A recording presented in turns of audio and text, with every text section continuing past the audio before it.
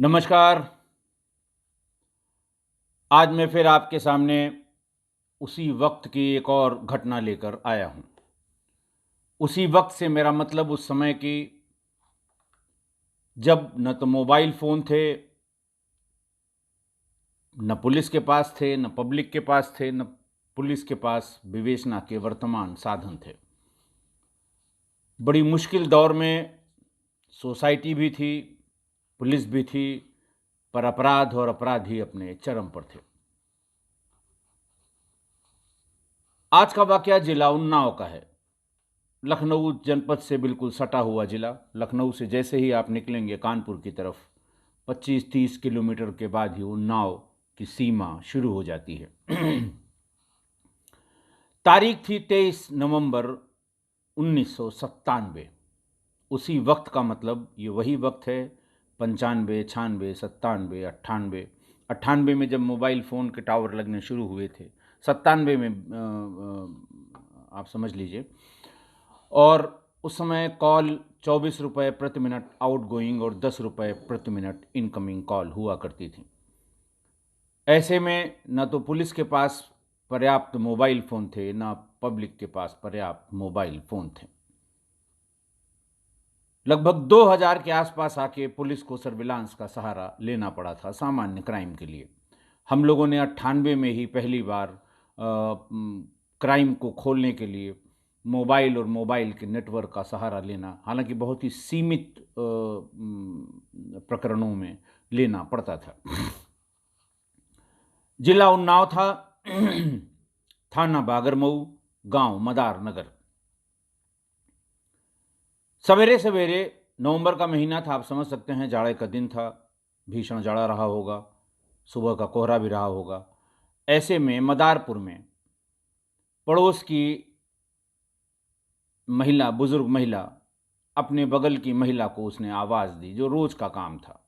सूर्य निकलने के पहले अंधेरे में शौच के लिए महिलाएं इकट्ठा होकर गांव से सूर्योदय के पहले निकल जाया करती थीं। रमापति के दरवाजे पर आकर उसने रोज की तरह आवाज़ लगाई। हमेशा होता था कि रमापति और उसकी दो लड़कियां वेट करती थीं या आवाज़ लगाने पे तुरंत बाहर आ जाती थीं। फिर बगल की दो और महिलाओं को लेके 5-6 महिलाएं झुंड बनाकर शौच के लिए जाती थीं। उस जमाने में ग्रामीण अंचलों में, लगभग सभी ग्रामीण अंचलों में उत्तर भारत के यही हाल था। उत्तर प्रदेश में खासकर सुरक्षा के दृष्टिकोण से महिलाएं और लड़कियां ये झुंड बना लेती थीं, सूर्योदय के पहले शौच के लिए जाती थीं और फिर सूर्यास्त होने के बाद जाती थीं। जिस तरफ हो जाती थीं उधर मर्द लोग नहीं जाया करते थे। ये सब अलिखित, अघोषित नियम गांव के समाज में उस समय थे। शौचालयों की कोई व्यवस्था नहीं थी। अब तो पर्याप्त मात्रा में गांवों में शौचालय बन गए हैं। अगर नवविवाहिता कोई है किसी घर में तो उनके साथ महिलाओं की संख्या थोड़ा ज़्यादा होती है। कम उम्र की लड़कियां भी साथ में हो लेती हैं, सिर्फ इसलिए कि किसी लड़के की खुराफात से या किसी मर्द की खुराफात से, उसकी बुरी नज़र से उसका बचाव किया जा सके।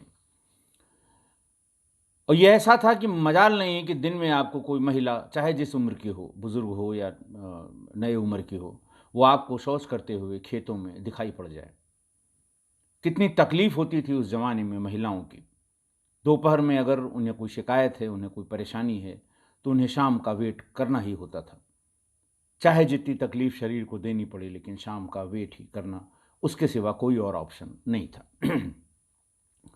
उस दिन जब पड़ोसियों ने आवाज़ लगाई तो रामपति और उसकी दो लड़कियां बाहर नहीं निकलीं। बूढ़ा को लगा कि लगता है सो गई। उन्होंने दरवाज़ा खटखटाने की गरज से दरवाजे पर धक्का लगाया। दरवाज़ा भिड़ा हुआ था, दरवाज़ा अपने आप खुल गया। बाहर के कमरे में डिबरी जल रही थी, लेकिन रामपति अपने बिस्तर पर नहीं थी। तब तक और भी दो औरतें इकट्ठा हो गईं। इन लोगों ने रामपति को ढूंढने की गरज से, इनको पता था कि ऊपर उनकी बेटी अन्नपूर्णा सोती है बच्चों के साथ। ऊपर गईं। ऊपर देख के, ऊपर भी एक डिबरी जल रही थी और वो देखकर अवाक रह गईं। अपनी खटिया पे अन्नपूर्णिमा अन्नपूर्णा खून से लथपथ और उसके बगल में उसकी 2 बच्चियां मृत अवस्था में पड़ी थीं। फौरन वो दोनों बुजुर्ग महिलाएं चीखते चिल्लाते बाहर आईं, हल्ला मचाया, कत्ल हो गया, कत्ल हो गया। गांव के नए पुराने लड़के टॉर्च लेकर भागे, क्योंकि उस समय भारी अंधेरा था। गांव के लोग घुसे भीतर। उन्होंने हर कमरे में देखा तो घर में कुल 5 लाशें थीं। रामपति, उसकी छोटी बेटी रिंकी, बड़ी बेटी अन्नपूर्णा और उसके 2 नवजात दुधमुहे बच्चे, 3.5 साल की मोनी और 1.5 साल की सोनी। ये पांचों की पांचों मृत पाई गई थी। गृहस्वामिनी थी रामपति, छोटी बेटी थी रिंकी, बड़ी बेटी थी अन्नपूर्णा, बेटी की बड़ी बेटी जो 3 साल की थी वो मोनी, और जो छोटी 1.5 साल की थी वो सोनी। पूरा गांव धीरे धीरे इकट्ठा हो गया। कम्युनिकेशन का कोई साधन नहीं था। गांव से ही कोई साइकिल से भाग के थाने तक गया। थाने पर उसने बताया कि साहब फलां के घर में 5 कत्ल हो गए हैं। अपने थाना क्षेत्र में 5 कत्ल यानी मास मर्डर, ये सुनकर रूह कांप गई। सारे लोग जैसे थे वैसे ही, सवेरे का समय था, जैसे थे वैसे लद के गाड़ी पर मौके पर पहुंच गए। थानाध्यक्ष छुट्टी पर थे। एसएसआई यानी सीनियर सब इंस्पेक्टर, जो उस समय भार साधक अधिकारी थे, यानी ऐसे थानाध्यक्ष अपना चार्ज एसएसआई को, सीनियर सब इंस्पेक्टर को देकर जाते हैं। भागकर वहां पहुंचे, देखा बड़ा बुरा मंजर था। देखते देखते जब वो अन्नपूर्णा की लाश के पास गए तो वहां एक कागज पड़ा हुआ था और कलम भी पड़ी हुई थी। कागज पर लिखा हुआ था, पतिदेव, मुझे अर्जुन ने मारा है। बड़ी लीड थी उस समय मौके पर पहुंची हुई पुलिस के लिए। कागज कब्जे में लिया गया। पूछा गया ये अर्जुन कौन है। पता लगा अर्जुन काछी है, गांव का ही, जिससे इनका पुराना कोई विवाद छोटा मोटा चल रहा है। तब तक रामपति का बेटा राजू भी कहीं रिश्तेदारी में गया था, वो भी लौट आया। पुलिस ने उससे एक तहरीर ले ली। आशीष गुप्ता साहब उस समय एसपी उन्नाव थे। 5 मर्डर की सूचना पाते ही वो भी भागे, एडिशनल एसपी भी भागे, सीओ भागे, और 11 बजते बजते पूरा मदार नगर पुलिस से भर गया। भीड़ गांव की ही बहुत अधिक थी। अगल बगल के गांव के लोग भी आ गए। गांव में ये माना जाता है कि आज ये विपत्ति इन पे आई है, कल हम पर आ सकती है, अगर किसी क्रिमिनल घटना की तरफ घटनास्थल इशारा करता है। एक स्वर में सब समझ गए कि ये डकैती पड़ी है, क्योंकि घर में सारी तिजोरी अलमारियां खुली पड़ी थी। स्पष्ट था कि लूटपाट की गई है, और अगर लूटपाट की गई है तो मारने का उद्देश्य भी लूटपाट ही रहा होगा, ऐसा गांव वालों ने मान लिया। और जब मुंह से एक दूसरे के मुंह से बातें चली तो काफी भीड़ वहां इकट्ठा हो गई। पुलिस ने रामपति के लड़के राजू से तहरीर ली और 396 आईपीसी डकैती विद मर्डर, इनकी धाराओं में अपराध पंजीकृत कर लिया। 5 लाशों का पंचायतनामा किया गया। एसपी आशीष गुप्ता साहब बहुत देर तक मौके पर रहे, गांव वालों को समझाया कि जो भी घटना है हम उसे खोलेंगे, अभियुक्त जल्दी पकड़े जाएंगे। खैर 5 लाशें वहां से पंचायतनामा होकर, सील बंद होकर हेडक्वार्टर के लिए पोस्टमार्टम हाउस भेज दी गई। Senior sub inspector A K. राय समझदार आदमी था, और उसने वहां पता करते करते करते, और तो कोई साधन था नहीं, पता करते करते ये पता किया कि रामपति का सगा भांजा रमाकांत शाम को आया था। वो बैटरी से, उस जमाने में बैटरी जो मारुति की बैटरी थी उससे छोटी वाली टीवी लगा के लोग, और ऊपर एंटीना की जगह साइकिल का रिम लगा देते थे, और उससे तार निकाल कर, ये जुगाड़ लोकल गांव के लोग, जो गांव के मिस्त्री हुआ करते थे, टेक्नीशियन हुआ करते थे, इलेक्ट्रॉनिक्स के जानकार हुआ करते थे, बिना पढ़े लिखे वाले, वो ये लोकल जुगाड़ बना कर दे देते थे। मारुति उस जमाने में चलती थी, उसकी पुरानी बैटरी लेकर उसको रिचार्ज कर लीजिए, और छोटा छोटा वाला जो टीवी सेट है, जो उस जमाने में 3,000-4,000 रुपए का मिलता था, 97 की बात मैं बता रहा हूँ, उसको ऊपर बांस में एक जो साइकिल का रिम होता है बिना टायर के, जिसमें तीलियां लगी होती हैं, उसमें एक प्लस और एक माइनस उसका एंटीना का लगा के नीचे आराम से वो, जब तक वो चार्ज रहेगी बैटरी तब तक वो टीवी देखेंगे। बाकी दिन में उसको कहीं पर ले जाके चार्ज कर लेते थे। जहाँ भी दुकानें होती थीं जिनके पास बिजली होती थी वहाँ चार्ज कर लिया जाता था। तो लोगों ने बताया कि रात में करीबन 9 बजे तक रमाकांत की साइकिल इनके कमरे के बाहर रखी हुई थी, खड़ी हुई थी। रमाकांत भीतर था, टीवी चल रहा था, टीवी की आवाज़ बाहर आ रही थी और रमाकांत और संभवतः रामपति दोनों बातचीत कर रहे थे।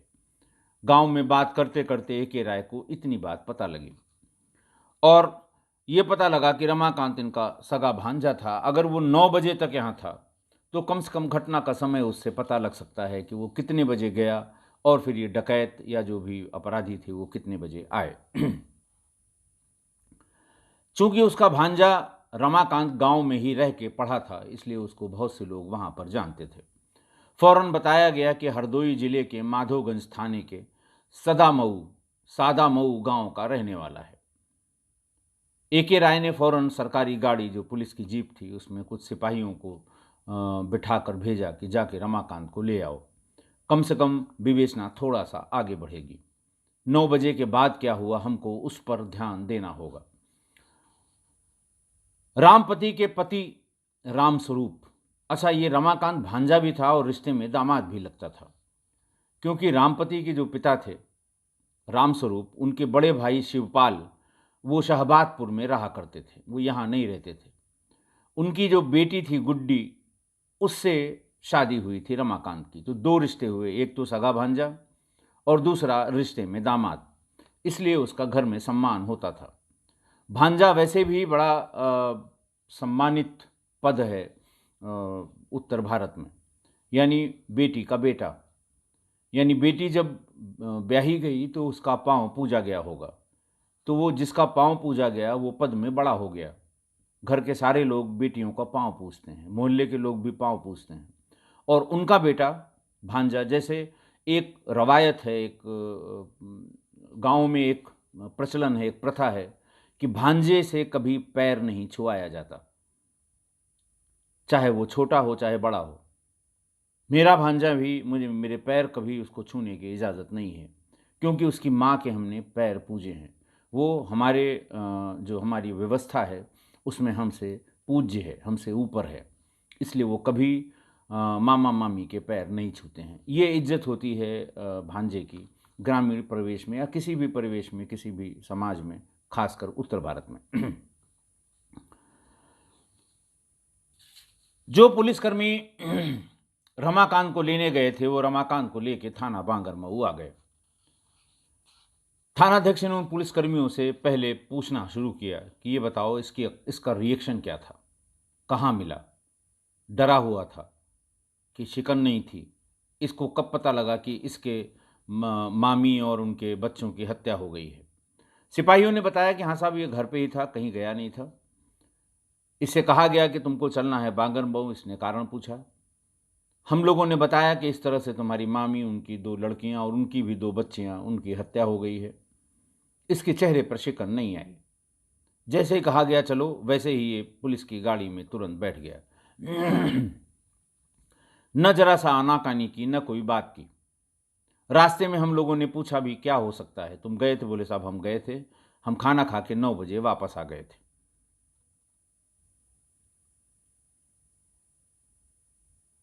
लेकिन सिपाहियों का ऑब्जर्वेशन था कि साहब इतना कड़ा हृदय कौन हो सकता है, जब ये वहीं रहा है, वहीं पढ़ा है, सबको जानता है, लेकिन इसके चेहरे पे जरा सा भी भाव नहीं आए।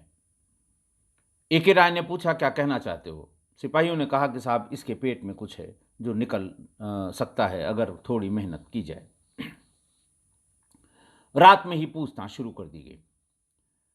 ए.के. राय ने पूछा, पहले तो हिस्ट्री पूछी जाती है, बाप का नाम, चाचा का नाम, ताऊ का नाम, मामा का नाम, नानी का नाम, भाभी का नाम, भैया का नाम, ये सब पूछ के जब पूरा सब सारे पते सहित नोट कर लेते हैं, फिर ये पूछते हैं कल कहाँ थे, परसों कहाँ थे, नरसों कहाँ थे, फिर घटना वाले दिन कहाँ थे? उसने कहा सब मैं गया था, रात में 9 बजे मामी ने खाना खिलाया, मैं अपनी साइकिल से वापस आ गया। कितना लगता है? सब 2.5 घंटे लगता है। जबकि ए.के. राय ने जब वहाँ पूछताछ की थी तो ये पता लगा था कि 1 दिन पहले भी वो रात में आया था, मामा मामी के यहाँ ही उसने खाना खाया था। उसके बाद वो पूरा दिन रुका रहा, फिर रात में देखा गया, या कहीं बाहर चला गया था, फिर शाम को आया, ये बात कोई बता नहीं पाया। जैसे ही ये कंट्रडिक्शन ए के राय को मिला, उनका काम हो गया। उन्होंने पूछा 19 को कहाँ थे। बस जैसे ही पूछा वो थोड़ा मोड़ा दाएं बाएं होने लगा, थोड़ा गोलमोल सा जवाब वो देने लगा। इसी बात पर ए के राय को शंका हुई कि दाल में कुछ काला जरूर है, लेकिन बातचीत से वो कुछ भी बताने को तैयार नहीं हुआ। फिर वही हुआ जो होना था। पुलिस परेशान थी। 5-5 मर्डर हो चुके थे थाना क्षेत्र में। आप जानते हैं, क्राइम किसी थाना क्षेत्र में होता है तो पहला जो नज़ला गिरता है वो उसके थानाध्यक्ष पे गिरता है, बीट के इंचार्ज पे गिरता है, बीट के सिपाहियों पे गिरता है कि आप क्या कर रहे थे, ये घटना हो गई। पूछा जाता है, जवाब तलब होता है, विभागीय कार्रवाई होती है। तो सब परेशान थे। तो उसी परेशानी में श्रेणीबद्ध पूछताछ शुरू हुई। रमाकांत लेकिन मजबूत था, सत्य बोलक यंत्र भी पार कर गया। लेकिन एक ही राय कॉन्फिडेंट थे कि पेट में है जरूर कुछ न कुछ जो ये निकाल नहीं रहा है। अगली श्रेणी झटका पूछताछ पर आ गई। झटके बहुत बर्दाश्त नहीं कर पाया। थोड़ी देर बाद उसने बताना शुरू किया। ए.के. राय चूंकि ट्रेडिशनल पुलिसिंग का आदमी था, मॉडर्न पुलिसिंग से उसका कोई लेना देना नहीं था। बाद में लखनऊ में मेरे साथ थानाध्यक्ष भी रहा। बहुत ही सुलझा हुआ और ट्रेडिशनल पुलिसिंग का माहिर आदमी। बाद में मैंने उससे पूछा भी था, चूंकि उन्नाव से जब ट्रांसफ़र होकर लखनऊ आया तो मैंने पूछा कि कैसे तुमको आइडिया हो गया ये कि इसके पेट में है, न होता तो क्या करते। बोले साहब, जब एक दिन पहले की बात पूछने लगे, कहाँ गए थे, कब गए थे, कितने बजे पहुँचे थे, किस गाड़ी से गए थे, कौन मिला था, साइकिल से गए थे, साइकिल कहाँ खड़ी की थी, उसी में वो गोलमोल होने लगा। और एक ही सवाल अगर 5 बार पूछा गया तो 5 बार किसी न किसी बात में उसमें डिफरेंस आ गया। साइकिल खड़ी करने के स्थान पर आ गया, मिलने के किससे मिला उनके नाम पर आ गया, या फिर समय पर आ गया। उसी से मुझे लगा ये कुछ छिपा रहा है, इसके पेट में है, ये बता नहीं रहा है। और तभी मैंने डिसाइड किया कि इसकी श्रेणीबद्ध पूछताछ ज़रूर की जाएगी। उसका बार बार सवालों में अटक जाना एक दिन पहले की घटना को लेकर, वो उसने ए.के. राय को ये समझ दी कि ज़रूर इसके पेट में कुछ है। झटका पूछताछ के बाद उसने बताना शुरू किया। उसने कहा कि मेरे मामा राम स्वरूप ठीक ठाक पैसे वाले थे और हम लोग गरीब थे। हम इतने गरीब थे कि हमारे घर वाले हमको अपने घर में पढ़ा लिखा नहीं सकते थे। मामा मामी ने ही अपने घर पर बुला लिया। मैं 5 साल वहाँ रह के पढ़ा। मेरा सारा खर्चा, रहने का, खाने का, पढ़ाई का, किताबों का, कॉपी का, सब मेरे मामा मामी ही उठाया करते थे। जब मैं पढ़ाई पूरी करके गांव चला गया तो मेरे बड़े बड़े ख्वाब हो गए, लेकिन मैं कर कुछ नहीं पाया। अंत में गांव के ही एक टेलर मास्टर के यहाँ कपड़े की सिलाई का काम मैंने सीखना शुरू किया। धीरे धीरे मैंने अपना एक सहायक, गांव का ही शंभू है, उसको रख लिया और अपने घर पे कपड़े सिलने लगा। लेकिन उसमें इतने पैसे नहीं मिलते थे कि हम पूरे परिवार का पालन पोषण कर सकें। मेरे दिमाग में था कि अगर माधोगंज कस्बे में एक दुकान सिलाई की हो जाए तो हमारा काम चल पड़ेगा, क्योंकि उस समय में माधोगंज कस्बे में ज़्यादा टेलरिंग शॉप्स नहीं थीं। लोगों को कपड़े सिलाने के लिए हरदोई डिस्ट्रिक्ट हेडक्वार्टर जाना पड़ता था। इसलिए हमारे मन में ये था कि हम एक दुकान माधोगंज कस्बे में कर लें, हमारा काम बिल्कुल ठीक ठाक चलने लगेगा। मैंने मामी से और मामा दोनों से जिक्र किया था, मामी और अपने भाई राजू से जिक्र किया था कि हमें 20,000 रुपये दे दो, हमारा काम चल पड़ेगा। हमने अच्छे से टेलरिंग का काम शुरू कर दिया है। गांव के लोग मुझसे ज़रूर कपड़ा सिलवाते हैं। बाज़ार में पहुंच जाऊंगा, कुछ ज़्यादा लोग आएंगे, कुछ ज़्यादा पैसे मिल जाएंगे। लेकिन मेरी मामी ने साफ इनकार कर दिया कि इतने पैसे मेरे पास नहीं हैं। मुझे पता था कि मामी के पास पैसे हैं। मामी पैसा कहाँ कहाँ रखती हैं ये भी मुझे पता था। मैं उसी घर में रहता था, 5 साल रहा था। मेरे साथ काम करने वाला जो शंभू था, उससे मैंने जिक्र किया कि ऐसे तो 20,000 रुपये ये देंगे नहीं, चलते हैं उनके यहाँ एक बार और कोशिश करते हैं, और अगर नहीं देते हैं तो मुझे पता है पैसा कहाँ कहाँ रखा जाता है, ये लोग सो जाएंगे, हम पैसा चोरी कर लाएंगे। एक बार अपना काम चल पड़ेगा, फिर देखा जाएगा कि पैसा, उस पैसे का जो उनके यहाँ से चोरी किया गया है उसका क्या किया जाए। हम लोग साइकिल से 19 तारीख को ही मदार नगर पहुँच गए। दोनों ने मामी के यहाँ खाना खाया, फिर मामी के और बाकी लोगों के सोने का इंतज़ार किया। जब सब लोग सो गए तो हम लोग उस अलमारी वाले कमरे में गए जहाँ रिंकी सो रही थी। फिर उसके बाद हम लोग तिजोरी वाले बड़ी अलमारी जो थी उसके कमरे में गए, वहाँ अन्नपूर्णा सो रही थी। हम लोगों ने काफ़ी कोशिश की टस से मस करने की, फिर ये लगा कि बिना चाबी के नहीं खुलेगा, तो चाबी को भी आसपास ढूंढने की कोशिश करने लगे, लेकिन चाबी नहीं मिली। और इस बीच में हम लोगों ने ये महसूस किया कि ज़्यादा खटपट होने पर ये रिंकी या अन्नपूर्णा में से कोई जग जाएंगी।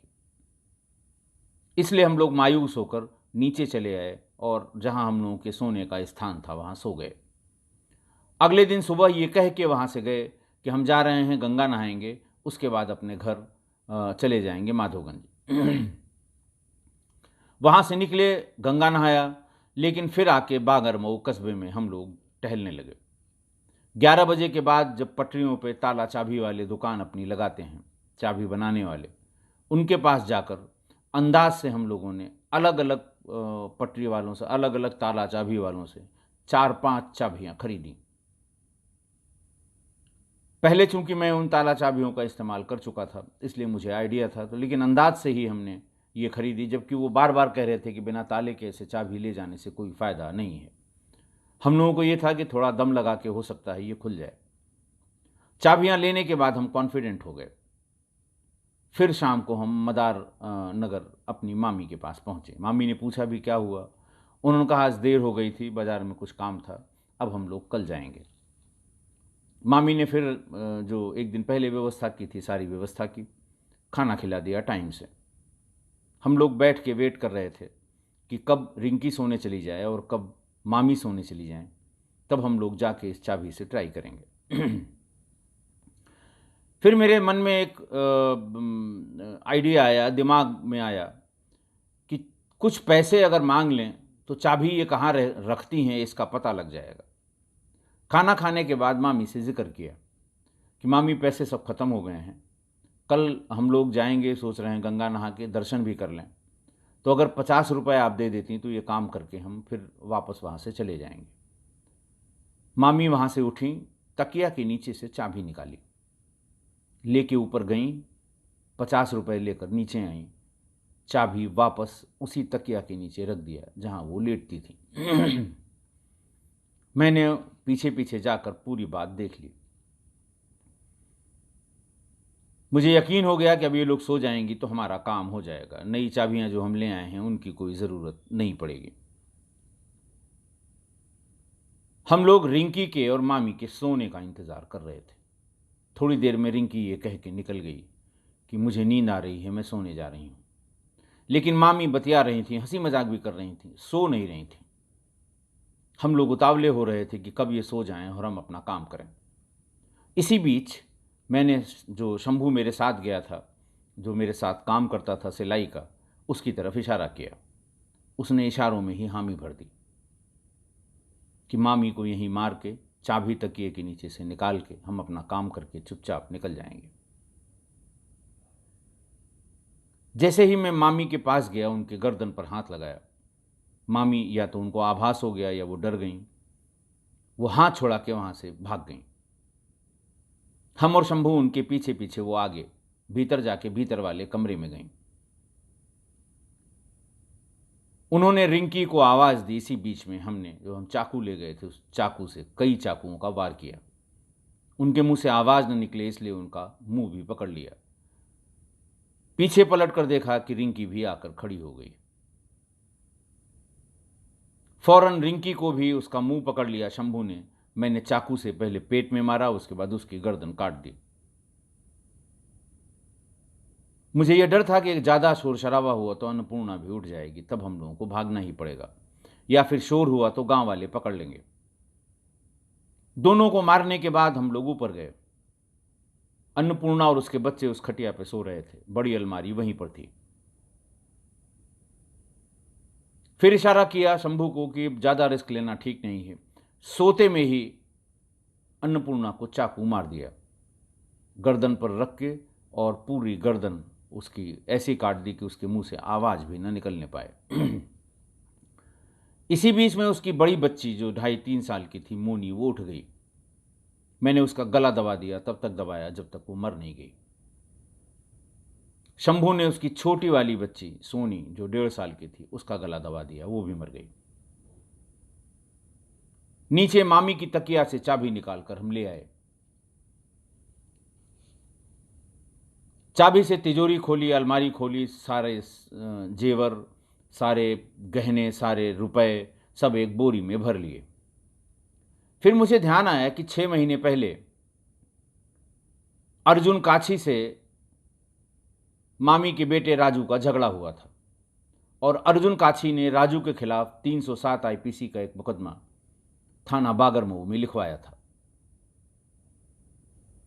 मैंने फौरन उस अलमारी में से कागज़ और कलम जिसमें से पैसे निकाले थे, उसमें हिसाब लिखने के लिए जो रजिस्टर के पास रखा गया था कागज़ कलम, वो निकाल लिया। उस पर लिखा, पतिदेव, मुझे अर्जुन ने मारा है। और वो कागज़ और कलम दोनों अन्नपूर्णा के सिरहाने रख के हम लोग इत्मीनान से वो बोरी लेके जिसमें गहना और पैसे थे, उसको लेके बाहर निकल आए। इस बीच में हम लोगों ने नोटिस किया कि बहुत ढेर सारा ब्लड हमारे कपड़ों में है। 2 कंबल मामी के घर से ही निकाल लिए। मुझे पता था कहाँ कहाँ रखे जाते हैं कंबल, रजाई, ये सब चीज़ें। दोनों कंबल को ओढ़कर साइकिल से वहीं मदार नगर से हम लोग माधोगंज अपने घर वापस आ गए।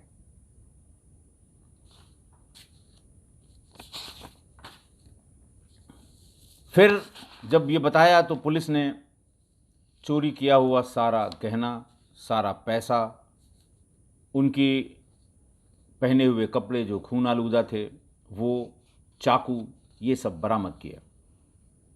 बरामद करके शंभू और रमाकांत को जेल भेज दिया। मैंने पहले बताया कि जब एफआईआर कराई गई थी तो उसमें अर्जुन को नामजद करा दिया था, क्योंकि वो जो चिट्ठी मिली थी वहाँ पर, उसके हिसाब से अर्जुन नामजद हो गया था। अर्जुन घर पे ही था। अर्जुन को उठा के पुलिस थाने पर ले आई थी। उससे भी श्रेणीबद्ध पूछताछ की थी। हमारे ख्याल से उससे अंतिम श्रेणी की भी पूछताछ हुई, लेकिन चूंकि वो था नहीं इसलिए उससे कुछ निकला नहीं था, और अब भी वो थाने पर मौजूद था। उसके परिजनों को बुला के उनके सुपुर्द किया गया और इन दोनों को जेल भेज दिया गया। आज की घटना रिश्तों के कत्ल की सबसे सटीक उदाहरण वाली ये घटना है। रुपयों के लिए सगी मामी, 2 सगी ममेरी बहनें रिंकी और अन्नपूर्णा, और 2 रिश्ते में लगने वाली भांजियां, 3 साल की और 1.5 साल की, मोनी और सोनी, इनकी हत्या कर दी इस शख्स ने। जिन लोगों ने इसे पढ़ाया लिखाया, 5 साल तक अपने घर पर रखा, खिलाया पिलाया, उनको मारने में इसे जरा भी हिचक नहीं आई। पैसों की लालच ने इसको पागल कर दिया था। लालच बुरी बला, ये कहा गया है। कहावतें जो पुराने ज़माने की कही हैं वो बहुत ही एक्सपीरियंस के बाद कही गई हैं, क्योंकि उस समय इंटरनेट नहीं था कि एक जगह कहा गया दूसरी जगह पकड़ लिया लोगों ने। गांव गांव, शहर शहर, बुज़ुर्ग लोग, पुराने लोग घूमते टहलते, लोगों से बात करते, अपने उनके जो सोसाइटी के एक्सपीरियंस होते हैं उसके निचोड़ को 1-2 लाइनों में कहा करते थे, और एक कहावत कहने पे पूरी बात समझ में आ जाती थी। ऐसी ही एक कहावत है, लालच बुरी बला। पैसों की ज़रूरत और लालच ने रमाकांत को अंधा कर दिया था। ये कोई नई घटना नहीं है। देखिए, चाहे आपसी रिश्ते हों, चाहे दोस्ती हो, चाहे माँ बाप भाई बहन जैसे खून के रिश्ते हों, अगर इनमें से कोई भी, चाहे वो ज़रूरतमंद होकर आपसे कुछ अपेक्षा कर रहा हो या वैसे ही आपसे कुछ अपेक्षा कर रहा हो, या तो आप उसकी अपेक्षा को पूरी कर दें अगर आपकी सामर्थ्य है तो, या फिर उससे दूरी बना लें। तीसरा कोई ऑप्शन नहीं है इस तरह के संबंधों के बीच में जहाँ ज़रूरतमंद हो जाए उनमें से कोई भी एक आदमी। वरना आस्तीन में सांप पालेंगे तो सांप आप ही को काटेगा। आप मना करते रहेंगे, वो अंदाज़ा लगाता रहेगा कि जानबूझ के नहीं दे रहे हैं। आप कहते रहेंगे नहीं है, अभी नहीं दे पाऊँगा। कुछ भी चीज़, रुपया, पैसा, ज़मीन, जायदाद, मैंने बहुत ढेर सारे एपिसोड में ऐसी घटनाओं का जिक्र किया है। तो आस्तीन में सांप पालेंगे तो वह आपको काटेगा। उसको पहले ही आस्तीन से बाहर निकाल कर फेंक दीजिए, क्योंकि इस कहावत के समर्थन में, इस कहावत के उदाहरण में पूरा इतिहास और पूरा वर्तमान भरा पड़ा है। मुझे उम्मीद है कि आप मेरी इस बात से सहमत होंगे। आज के लिए बस इतना ही। बहुत बहुत धन्यवाद।